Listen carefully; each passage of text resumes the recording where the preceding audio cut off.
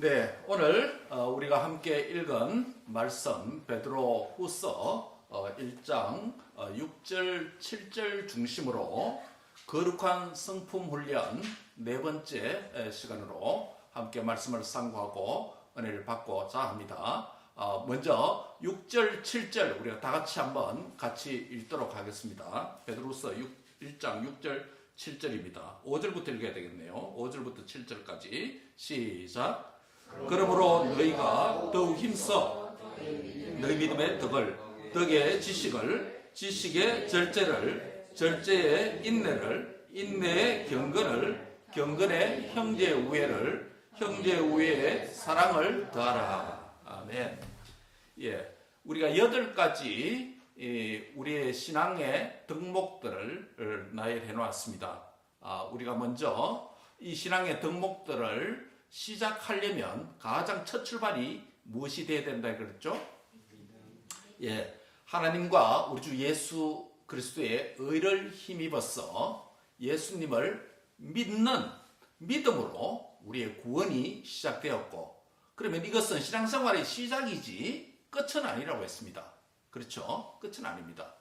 여기 앉아 계시는 우리 모든 성도들은 우리 주 예수 그리스도를 나의 구주, 나의 하나님으로 영접하여 믿은 자가 맞습니까?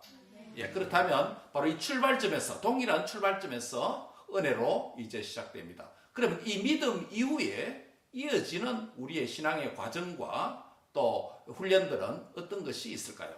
이제 이후부터는 믿음 이후부터는 이제는 한마디로 말하면 성품 훈련이다 라고 말할 수 있습니다.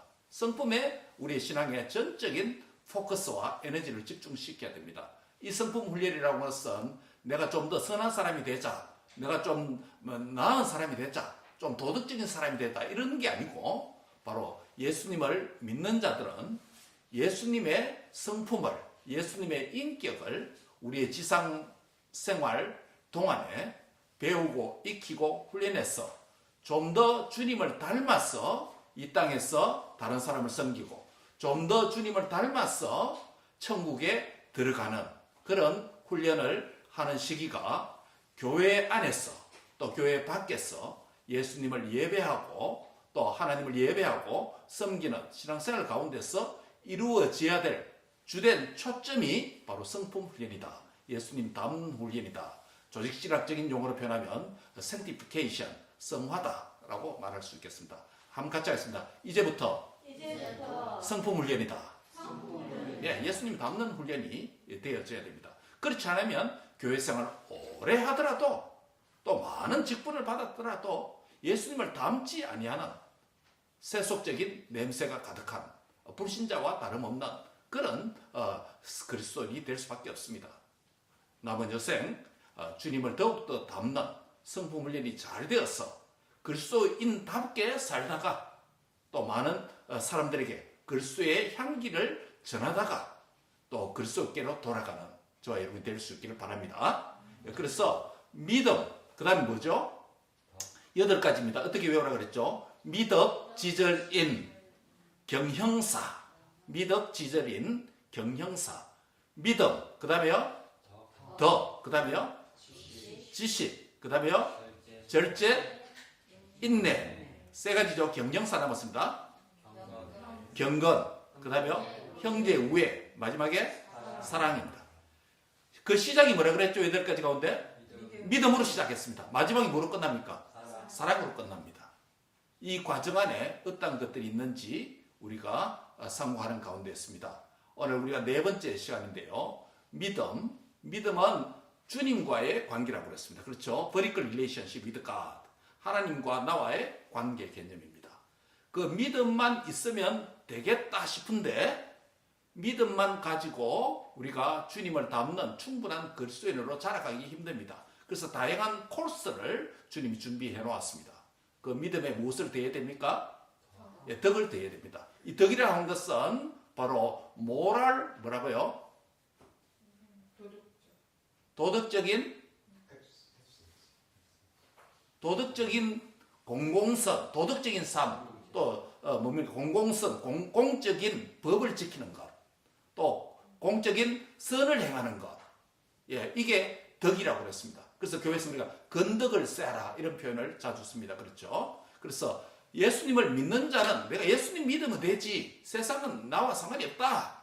천국만 가면 되지. 그건 건강한 신앙이 아닙니다. 믿음이 있다면 우리가 살아가고 있는 이 세상에서 세상의 빛과 소금이 되기 위해서 이 땅에 있는 법도 지키고 또 다른 사람에게 덕을 세우는 공법을 준수하는 이런 삶을 살아야 된다는 것입니다. 믿음에 덕을 대해야 되는 이유입니다. 믿음이 건강하기 위해서는 덕이 반드시 필요하다는 것이죠. 그 다음에 덕에 또 무엇을 대라? 지식을 대라 하겠습니다. 덕이라는 것은 바로 공공선을 행하고 공법을 행하는 것이기 때문에 함께 사회 안에 있는 다른 사람들을 유익해 하고 좋게 하고 또 그들을 의식하는 섬김의 삶이라고 했습니다. 그런데 사람을 좋게 한다라는 이 명목 하에서 원칙이 무너지면 안 된다고 했습니다. 내 친구가 담배를 피우니 나도 담배를 피워야 되겠다. 난 그리스도인인데 불구하고 친구들이 나에게 술을 마시고 마약을 권하니 나도 해야 되겠다. 왜? 친구와 우정을 끊기 싫어서 친구가 하고자 요구하는 무조건 따라야 된다. 그건 아니죠. 바로 거기에 뭐가 필요하다? 지식이 필요하다는 것입니다. 지식을 따라서 뭐를 행해야 된다? 덕을 세워야 된다는 것입니다. 지식을 따라서 공법과 법을 행해야 된다는 것입니다. 지식을 따라서 다른 사람을 이롭게 해야 된다는 것입니다. 그 지식의 핵심이 뭡니까? 하나님의 말씀입니다. 원리, 원칙이 있어야 된다는 것입니다. 하나님의 말씀을 무시하고 사람만 좋게 한다면 그는 건강한 믿음을 가진 그리스도인이 아니라고 할 수 있죠. 그 다음에 이 지식이 어디에 공급되면? 덕에 공급되면 건강한 믿음이 된다라고 했습니다. 그 다음에 지식에 무엇을 공급하라? 절제를 공급하라고 했습니다. 왜 그렇습니까? 지식은 사람을 교만하게 만듭니다. 예, 인간이 컨트롤할 수 없는 한계가 있습니다. 그렇다고 지식에 절제를 다루게 해서 내가 배움을 좀 중단해라 이런 말이 아닙니다. 책을 좀 덜 읽어라, 공부를 좀 절제해라 이런 이야기 아닙니다. 지식에 절제를 다하라는 말은 의미가 뭐라겠습니까? 가능한 많이 공부하고 많이 배워서 많이 아는 것이 중요합니다. 그런데 많이 배워서 많은 지식을 가졌다면 그 지식을 나 자신만을 위해서 이기적으로 사용하는 것이 아니라 그 지식을 누구를 위해서? 이웃과 다른 사람을 섬기기 위해서, 봉사하기 위해서 사용할 때 그 지식에 절제를 더한다는 의미예요. 지식에 절제를 더하라는 말은 오해하지 말아야 됩니다. 좀 덜 배워라. 가방끈은 짧을수록 좋다. 덜 배워라. 책 좀 덜 읽어라. 이런 말이 아닙니다. 자기가 아는 것을 남용하지 않고 아는 만큼 순종하고 실천해서 다른 사람을 유익해 하는 것이 지식에 절제를 다한다는 의미입니다. 오해하지 말아야 됩니다. 자, 지식에 절제를 다하라. 그 다음 절제에 뭐를 다하라? 인내를 다하라. 미덕, 지절, 인했잖아요. 지난주가 있습니다. 그렇죠? 인내를 다하는 뭡니까? 절제는 자기를 컨트롤하는 셀프 컨트롤입니다. 자기 자아를 굴복시키는 것입니다. 그런데 우리가 인간이 약하기 때문에 작심삼일, 내가 결정하고 결단하고 결심한 일들도 지속성을 가지고 계속적으로 좋은 일인데도 불구하고 잘 하지 못하는 연약함이 있습니다. 그렇죠? 예, 의지가 약하기도 하고 또 건강이 따라주지 않을 때도 있을 수도 있고 그래서 이 절제에 무엇을 더하라? 인내를 더해야 된다. 인내라고 하는 것은 오래 참음, 계속 할 수 있는 덕목이라고 말씀을 드렸습니다. 그 인내의 클라이막스, 인내의 핵심, 인내의 본질은 누구라고 그랬습니까? 예, 예수 그리스도께서 십자가에서 죽기까지 참으시고 복종하시는 예수님의 성품 중에 하나가 인내라고 했습니다. 예수님의 인내의 성품을 닮으면 절제도 할 수 있다라는 것입니다. 그것도 한 번이 아니라 지속적으로 할 수 있다는 것입니다. 여기까지 지난 몇 주간에 걸쳐서 우리가 하나님의 말씀을 상고하면서 거룩한 성품 훈련 3번까지 끝나고 네 번째 거룩한 성품 훈련은 인내에다가 무엇을 공급하라? 예, 경건을 공급하라 라는 부분으로 시작하겠습니다. 인내에는 경건이 플러스 돼야 됩니다. 왜 그럴까요? 지난 시간에 인내가 무엇이라고 했습니까? 인내는 오래 참는 것이라고 했습니다. 그런데 진정한 오래 참는 것, 참된 인내는 예수님의 성품 가운데 하나라고 했죠. 우리가 어떤 좋은 일을 하되 중단하지 않고 계속 할 수 있는 비결은 예수님께서 우리를 위해서 예수님이 오래 참으신 것을 기억하면서 우리가 오래 참을 때 그 인내를 성경적 인내다라고 말할 수 있습니다. 우리가 성경 다독 대회를 시작했습니다. 내가 원래는 하나님의 말씀을 매일 읽는, 묵상하는 quiet time, QT, 디보셔널 타임, QT를 하겠다라고 연초에 결정을 했습니까? 결단을 했습니까? 그런데 그것이 지속적으로 되고 있습니까? 안 되고 있습니까? 오래 참음, 인내가 바닥이 났습니까? 이럴 때 기억해야 될 것이 뭐냐면 예수님께서 우리를 사랑하시기 위해서, 구원하시기 위해서 십자가에서 내려올 수도 있는데 고통을 참으신 그것을 기억하면서 우리도 순종하라 라고 하는 인내를 배우라 라는 것이었죠. 그런데 인내하면서 오래 참으면서 우리가 잘 견디면 얼마나 좋겠습니까? 내가 이제 체중 조절을 하기 위해서 운동을 해야 되겠다 결정을 하고 날씨가 조금 추워지면 계획된 것을 또 안 할 수도 있죠. 내가 성경을 읽겠다고 결정해 놓고 조금 다른 일이 생기면 우선순위를 바꿔버리고 결국 성경 읽지 못하고 하루를 보낼 수도 있죠. 내가 기도를 하겠다고 결정했는데 시간이 없어서 기도하지 못하겠다라고 핑계 댈 수 있는 그런 자리에 이를 수도 있습니다. 이와 같이 인내하면서 오래 참고 좋은 일을, 결단한 일을, 결심한 일을 계속하는 것은 인간에게 쉽지 않습니다. 인내하다 보면 그 오래 참는 것이 억지가 될 수도 있고 때로는 위선이 될 수도 있습니다. 그래서 기독교의 인내가 타락하면 무조건 고생을 견디고 참아야 된다고 하는 우리 동양인들이 갖고 있는 인고, 고행이 될 수도 있습니다. 여러분, 고행이 무엇입니까? 인고와 고행은 뭐냐면 나 자신의 몸을 상하게 하면서까지, 몸에 학대를 하면서까지 어떤 특정한 개인과 또 그룹의 목적을 성취하기 위해서 그렇게 하는 경우가 있습니다.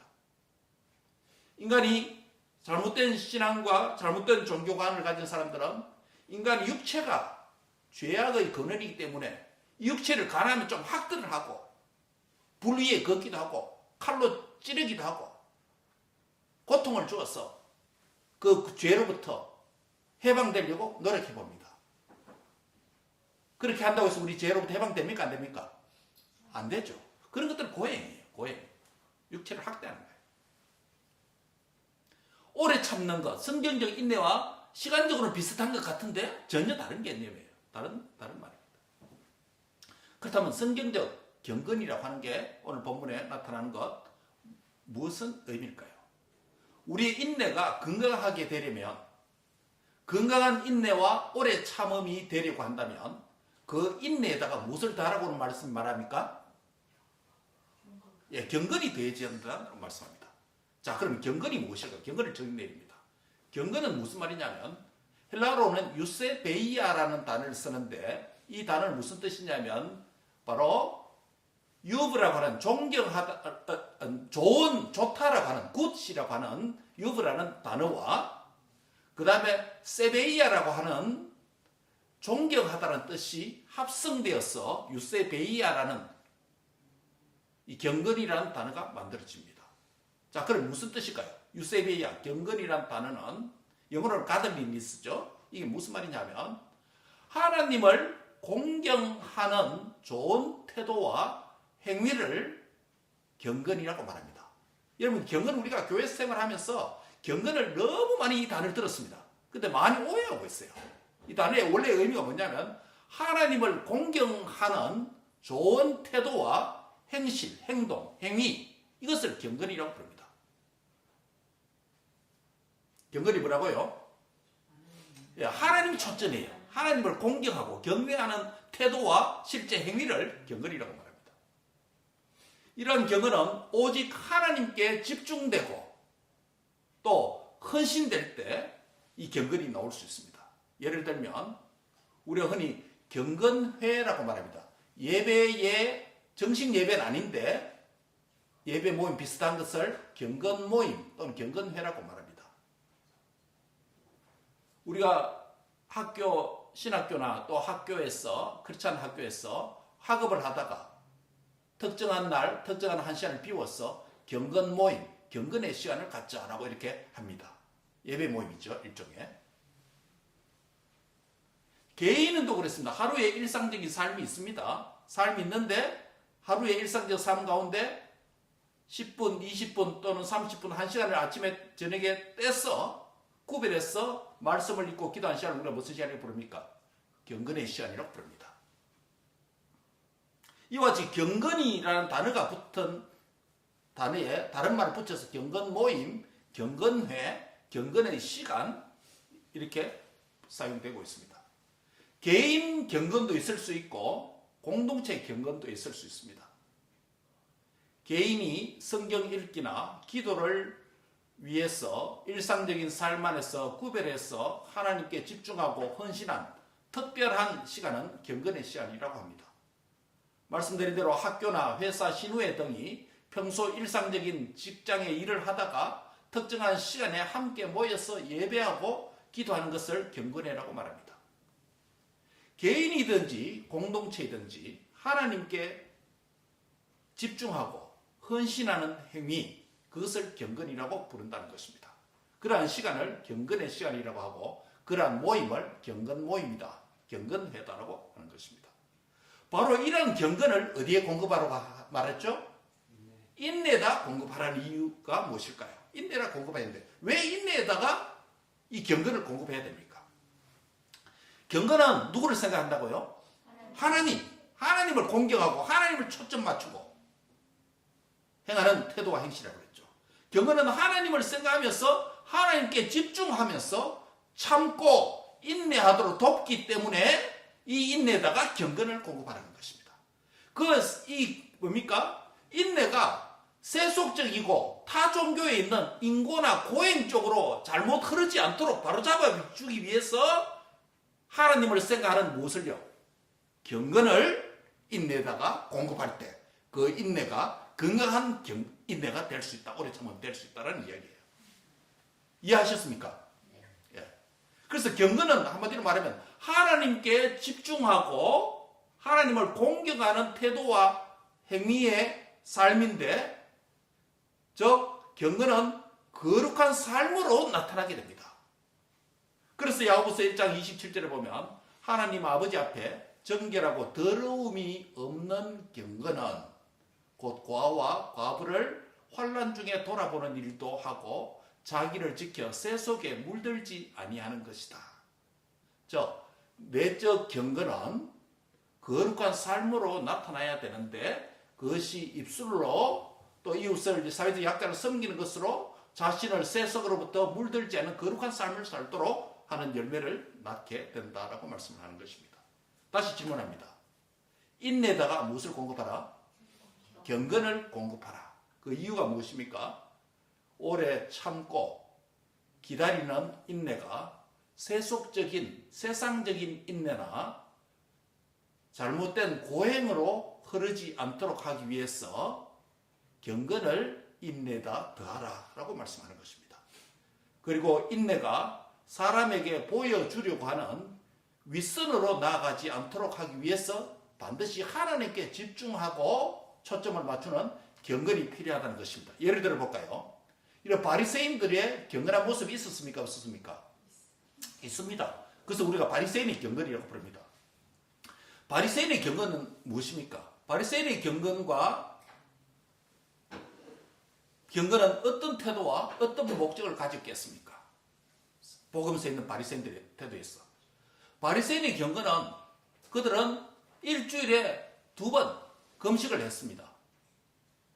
그 경건을 위해서, 하나님께 집중하기 위해서.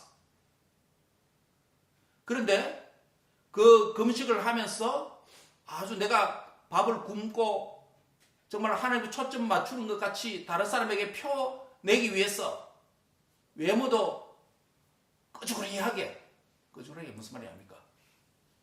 예, 아주 근데 그 반대말로 설명해야 이해되겠네요. 끄주그리게 하다는 게. 금식을 할 때 너희는 머리에 무엇을 바르고 하라? 야, 기름을 바르고 단정하게 하고 금식을 안 하는 사람처럼 펴내지 말고 누구에게만 초점 맞추고 하나님에게만 집중하고 하나님에게 초점 맞추세요. 기도할 때도 바리새인들, 서기관들은 기도할 때 저 광장에서 스퀘어에서 타임스퀘어에 나가서 모든 사람이 보는 가운데서 손을 들고 기도하는 표시를 낸다는 거죠. 그런데 너희는 그렇게 하지 말고 어떻게 하라? 골방에서 다른 사람이 안 봐도 상관없다. 누구만 보면 된다. 하나님만 봐주면 된다. 그 너희도 하나님만 보면 된다는 거예요. 그게 바리새인의 경건과 예수님이 가르쳐주는 대표적인 경건에 대한 차이점입니다. 예, 물론 장소가 중요한 게 아닙니다. 골방에서 기도한다고 해서 반드시 완벽한 경건은 아닙니다. 골방에서 기도할지라도 광장에서 남에게 보이듯이 하는 광장 기도를 할 수도 있고, 또 광장에서 기도하더라도 정말 하나님을 생각하면서 골방 기도를 할 수도 있겠죠. 예, 있습니다. 문제는 바리새인의 내면이 겉과 달랐다는 것을 강조하는 것이죠. 경건이 뭐라고요? 예, 사람이 초점이 아니고 사람의 눈치가 아니고 사람의 눈치와 사람이 눈을 의식하면 그게 위선이 된다는 거예요. 그건 참된 경건이 아니라는 것이. 어쨌든 참된 경건은 누구만 생각한다? 하나님만 의식하면서 하나님의 뜻에만 집중하면서 하나님 앞에서 행하는 태도와 행실이 바로 경건이다 라는 것입니다. 경건 행위의 진위 여부는 참과 거짓은 가짜 경건과 진짜 경건은 하나님께 집중되고 헌신되었느냐 아니냐 그 차이점입니다. 여러분의 인내가 건강한 오래 참음이 되기 위해서는 바로 하나님께 집중되고 헌신된 태도인 무엇을 대해야 된다? 경건을 인내에다 대해야 된다는 것입니다. 인내에 경건을 다할 때 주님을 더욱 닮게 된다는 말씀입니다. 자, 그러면 이 부분에서 우리가 한 가지 적용합시다. 개념은 이해하면서 충분히 이제 들었습니다. 이해했습니다. 경건에 대해서 적용을 하고자 합니다. 경건이 뭐라고요? 하나님만 의식하며 하나님을 공경하면서 하나님께 초점을 맞추고 집중하면서 행하는 태도와 행실이 경건이라고 했죠. 여러 가지 경건 회개가 있지만은 기도와 말씀 읽는 개인 경건에 대해서 적용하고자 합니다. 사랑하는 성도 여러분, 여러분이 아까 여기 앉아 계시는 모든 분들은 우리 주 예수 그리스도를 나의 구주, 나의 하나님으로 믿는 자입니까? 질문을 시작했습니다. 그 믿음 위에 있는 자들은 믿음의 덕의 지식의 절제의 인내의 경건을 공급하라고 했는데 오늘 이 경건에 대해 적용하기를 여러분의 하루의 삶 속에 여러분의 데일리 라이프 안에서 여러분의 위클리 라이프 안에서 한 주간의 삶 안에서 개인 경건의 시간이 있습니까? 없습니까? 즉 다른 말로 하면 기도 시간, 말씀 읽는 시간, 즉 하나님께 집중하고 헌신된 시간이 여러분의 하루의 삶 속에 있습니까? 없습니까? 없다면 바꿔야 됩니다.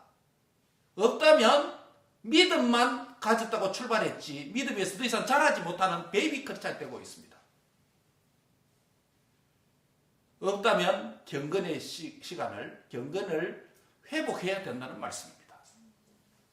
이번 한 주간에 적용합시다. 나의 경건의 시간을 하루의 삶 속에서 시작하고 회복하는 은혜가 있기를 바랍니다. 아멘. 또 질문합니다. 여러분이 경건의 시간을 지금까지 잘 해왔다고 생각하는 분들에게 질문합니다.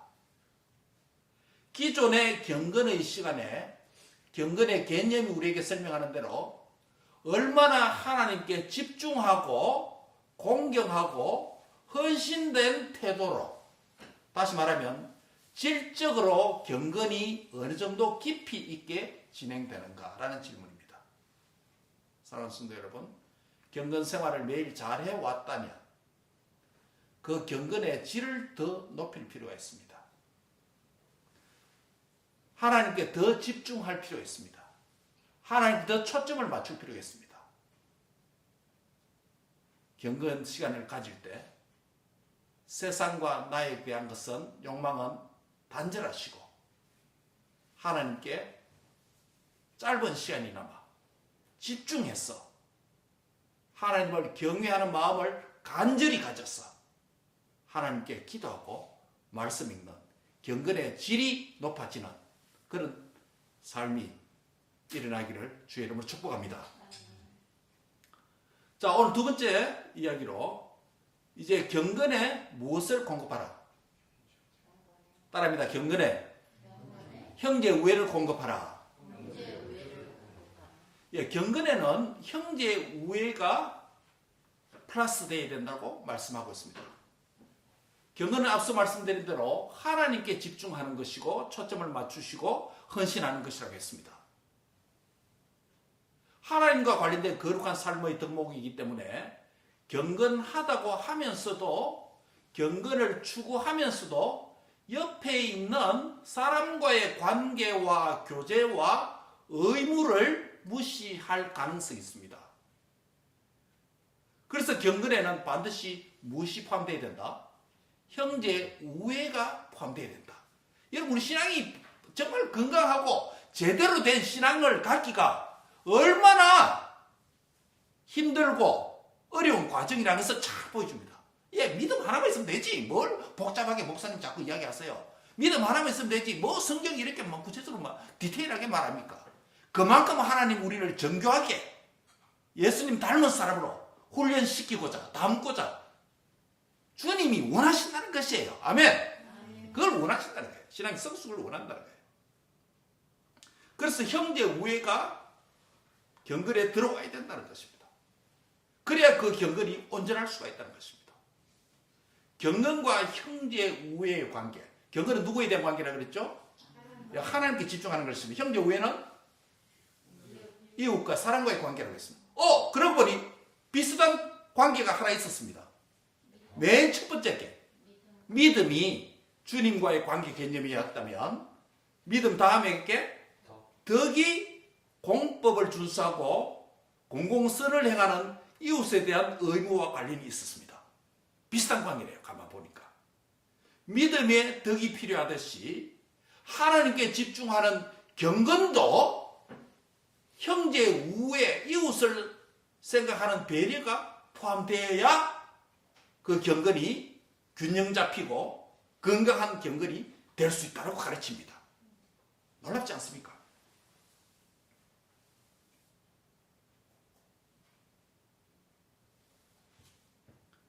경건은 하나님께만 집중하고 헌신하는 좋은 태도와 행실인데, 이걸 한다고 사람을 무시한다든지 사람을 가볍게 여긴다든지 사람에 대한 의무를 무시해버린다면 그 경건이 균형을 잃은 쩔뚝거리는 경건이 될 수밖에 없다는 것입니다. 그래서 경건에 반드시 형제 자매를 생각하는 그 우애를 더해라라고 말합니다. 이 우애가 뭐예요? 우애가 한국말은 뭡니까? 버두자 쓰고 사랑했자 쓰죠. 친구가 같은 우정과 사랑의 개념인데,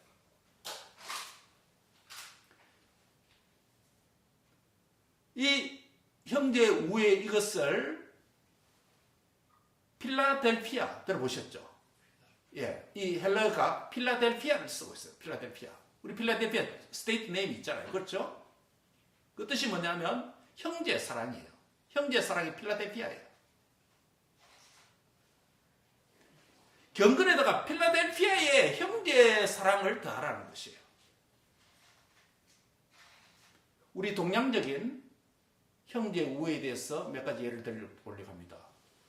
가장 흔한 얘기로 우리 옛말에 이런 속담이 있습니다. 형제 간에, 형제 사이에 우애가 있으면, 우애가 있으면 콩 한쪽도 뭐 한다? 나눠 먹는다 라는 겁니다.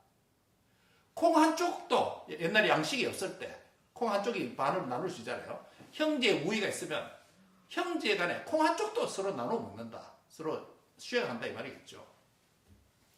중국의 고서인 장자에도 이런 말이 있습니다. 형제간은 손발과 같다. 그래서 떼어버릴 수 없는 관계다 라는 표현이 있습니다. 형제 위수족이라고 하는 고사성어가 있습니다. 또 시경에도 보니까 형제는 담장 안에서 싸우기도 하나 집안에서 싸우기도 하나 밖에서 다른 사람들부터 모욕과 공격을 받으면 형제는 뭐한다? 이를 막는다라는 거예요. 우리가 현실 남매 이런 표현 쓰잖아요. 오늘 그렇죠? 남매가 얼마나 잘 싸웁니까? 아들, 딸이 우리 홍규, 명빈이 많이 싸워요? 많이 싸워야 되는데 홍규 너무 강하나? 명빈 도전을 못하나? 형제 자매 간에 현실 남매라는 게 오빠와 뭡니까? 여동생 서로가 잘 다투기 때문에 갈등도 많고 그렇기 때문에 현실 남매라 이런 말을 우리가 속칭 씁니다. 형제가 집안에 있을 때는 서로 다투고 싸우다 할지라도 근데 외부로부터 공격을 받고 모욕을 당하면 형제는 딱 하나가 된다는 거예요. 그게 형제 우애라는 겁니다. 조선시대에 다산 정약용 선생 알죠?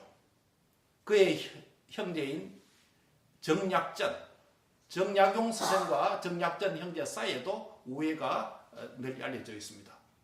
조선시대 실학자이면서 목민심서를 지은 정약용 선생과 자산어보를 지은 정약전 형제가 각각 유배지에서 참 훌륭한 신하들이었는데요. 학자들이고 과학자들이고 그런데 정권에 잘못 밑비었어. 유배 갔어. 서로 외로움과 고통을 나누는 그 편지인의 형제 우애가 가슴 뭉클한 감동을 주고 있다고 합니다. 제가 지금 이 동양적인 몇 가지 예를 들었는데 이것은 모두가 형제 우애에 대한 것인데 어떤 형제? 한 부모에게서 태어난 육신의 형제에 대한 이야기를 예를 들었습니다. 그런데 오늘 본문에서 무엇을 어디에 더하라? 형제 우애를? 경건의 형제 우애를 대하라고 했을 때 오늘 본문에 있는 형제 우애는 무엇을 의미할까요? 한 부모 아래서 태어난 남매들, 시블링, 이 형제 자매를 포함해서 그리고 혈육으로 육정으로 부모가 다르다 할지라도 예수 그리스도를 함께 동일한 믿음을 가져서 한 하나님 아버지를 누구로? 아버지로 모시는 모든 성도들이 주 안에서 뭐다? 형제요 자매이다. 즉 육체적인 형제 자매들 뿐만 아니라 그리스도 안에서 한 아버지를 모시는 믿음 안에 있는 모든 형제 자매들에게 포함된 형제 우애를 오늘 본문이 말씀을 하고 있습니다. 육신적 혈육적인 피가 섞이지 않을지라도 동일한 부모는 아닐지라도 예수님을 함께 믿는 동일한 믿음 안에서 동일한 아버지 하나님을 모시는 모든 성도는 서로 형제요 자매인 줄 믿습니다. 옆 사람 꼽아서 나는 당신의 형제 자매입니다. 한 사람 개인적으로 한번 하세요. 당신은 형제 자매님 사랑합니다.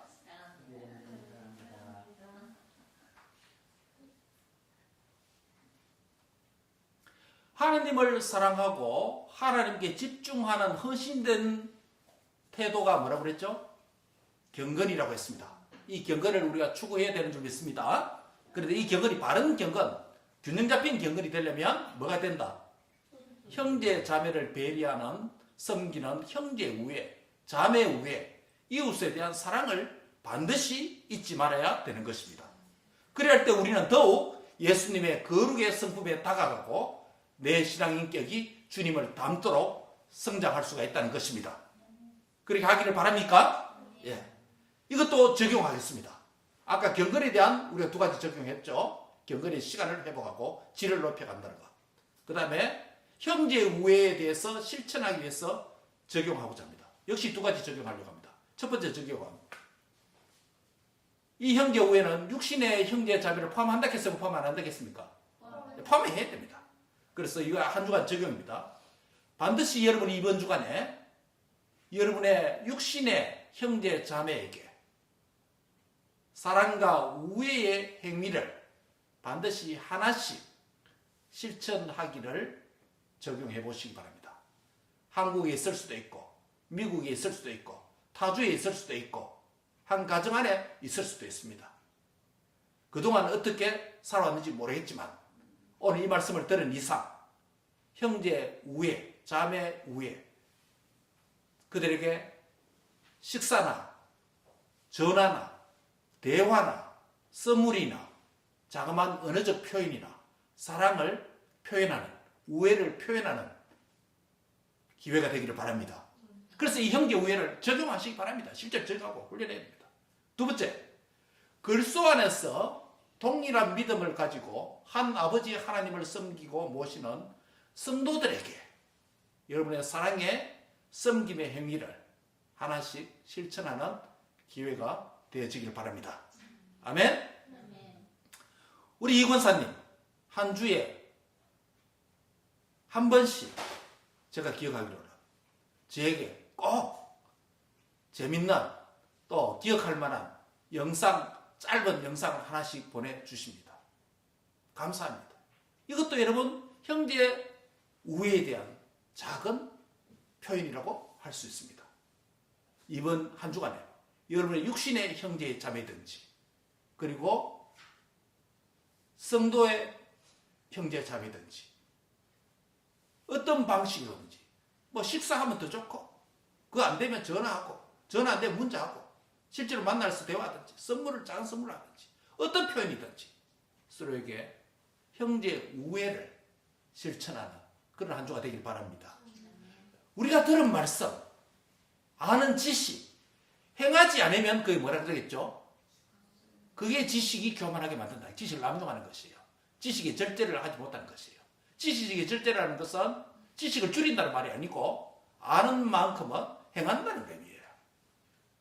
반드시 이번 한 주간에 형제 우애를 실천해서 참된 경건에 이르기를 연습하는 복된 성도, 말씀을 듣고 순종하는 성도가 되시기 바랍니다. 그래서 하나님 기뻐하시는 성도의 삶이 회복되는 은총이 함께하기를 바랍니다. 아멘? 기도하겠습니다. 우리 하나님은 크신 사랑과 은혜를 감사합니다. 오늘 주께서 믿음의 덕의 지식을, 지식의 절제를, 절제의 인내를, 인내의 경건의 형제 우애를 공급하라는 말씀까지 상고할 수 있는 은혜를 주심을 감사합니다. 우리의 삶에서 하나님께 집중하고 헌신된 참된 경건을 회복하도록 축복해 주옵소서. 경건한 자가 되게 하여 주옵소서. 새 속에 물들지 않고 하나님께 집중되는 삶을 회복하게 하여 주옵소서. 또한 경건의 형제 우애를 공급하는 자 되게 하여 주옵소서. 믿음의 형제 자매들에게 또 가족의 형제 자매들에게 우애와 사랑을 표현하는 한 주간이 되도록 인도해 주옵소서. 예수님의 이름으로 감사하며 기도합니다. 아멘.